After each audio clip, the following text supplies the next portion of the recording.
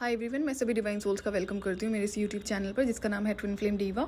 तो मेरा एक सवाल है, क्या आपको पता है कि लॉजिकल माइंड से ऑपरेट करना एक इंसान के लिए हाईएस्ट फॉर्म ऑफ स्पिरिचुअलिटी क्यों कहलाता है और कैसे कहलाता है? क्या आपको इसकी कोई इन्फॉर्मेशन है? तो रिसेंट के वीडियोस में मैंने आपसे शेयर करा था कि जो माइंड है उसमें जो ईगोइस्टिक माइंड होता है और एक लॉजिकल माइंड होता है। तो ईगोइस्टिक माइंड का जो डेफिनेशन है, जो रियलिटी, वो मैं आपसे शेयर कर चुकी हूँ और लॉजिकल माइंड की भी शेयर कर चुकी हूँ। तो अगर आपने उन प्रीवियस वीडियोस को नहीं सुना है तो पहले आप उन वीडियोस को सुन लेना, फिर इस वीडियो पर रिप्लाई करना। तो जितने भी लोग मुझे यहाँ पर अभी सुन रहे हैं उन्हें पता होगा कि जो लॉजिकल माइंड है उससे ऑपरेट करना आपके लिए क्यों ज़रूरी होता है, क्योंकि वो आपकी डिवाइन मैस्कुलिन एनर्जी का पार्ट है। और दूसरा, एक तो ये इन्फॉर्मेशन हो गई, ये सबको पता है कि वो डिवाइन मैस्कुलिन एनर्जी का पार्ट है, आपको लॉजिकल माइंड से ऑपरेट करना ही होता है।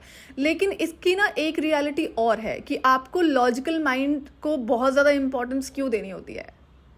तो अगर आप में से किसी को भी पता है तो आप मुझे कमेंट करके बताना, और पता है तो कैसे पता है, कहाँ से पता है।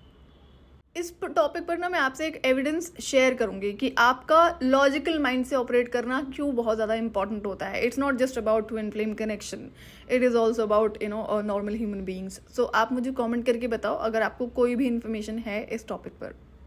सो जो माइंड से ऑपरेट ना करने की इंफॉर्मेशन, स्टेटमेंट्स और स्पेशली ट्विन फ्लेम्स को दी जाती है और नॉर्मल फीमेल्स को भी दी जाती है, तो वो तो हो गया फॉल्स होप से ऑपरेट करना।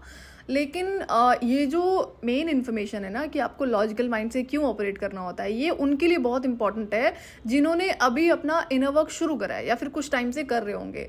तो अगर आप उस पर ध्यान नहीं देते हो ना तो बहुत सारी चीज़ों को आप मिस आउट कर देते हो। तो मैंने पर्सनल एक्सपीरियंस से एक चीज़ नोटिस करी है कि स्पिरिचुअलिटी में क्या होता है, ऐसा कुछ नहीं है जहाँ पर आपके पास में लॉजिकल आंसर्स ना हो। अब जिसके पास आंसर नहीं होगा तो फिर वो आपको राधा कृष्ण के नाम पर कहानी सुनाना शुरू कर देंगे, विच इज़ अगेन ये सॉर्ट ऑफ इंफॉर्मेशन है जो क्रिएट करी गई थी to trap the humanity, specially जो फीमेल्स हैं। फिर यहाँ पर ये भी कहेंगे कि ये रिलेशनशिप्स परफेक्ट नहीं होते हैं लाइक अदर जो रिलेशनशिप्स होते हैं। तो फिर आपको किसी ज्ञान देने की ज़रूरत नहीं है ना, किसी इनर वर्क को करने की ज़रूरत ही नहीं अगर इम्परफेक्ट होते हैं। तो यहाँ पे बात परफेक्ट और इम्परफेक्ट ही नहीं होती है, बात होती है सही और गलत की, लॉयल्टी और ऑनेस्टी की। ट्विन फ्लेम कनेक्शन एक सेक्रेड कनेक्शन है, बहुत मैजिकल कनेक्शन है। और जैसा कि मैंने आपसे कहा था कि ये मैजिकल लगना तो आपको एक्चुअली में जब डिटैचमेंट हो जाता है ना कार्मिक ट्विन फ्लेम से, तभी लगता है। उससे पहले तो अप्स एंड डाउन्स इमोशंस में हो रहे होते हैं, चाहे आप कितने भी स्ट्रांग क्यों ना हो, कितना भी जिद्दी होकर इनर वर्क क्यों ना कर रहे हो।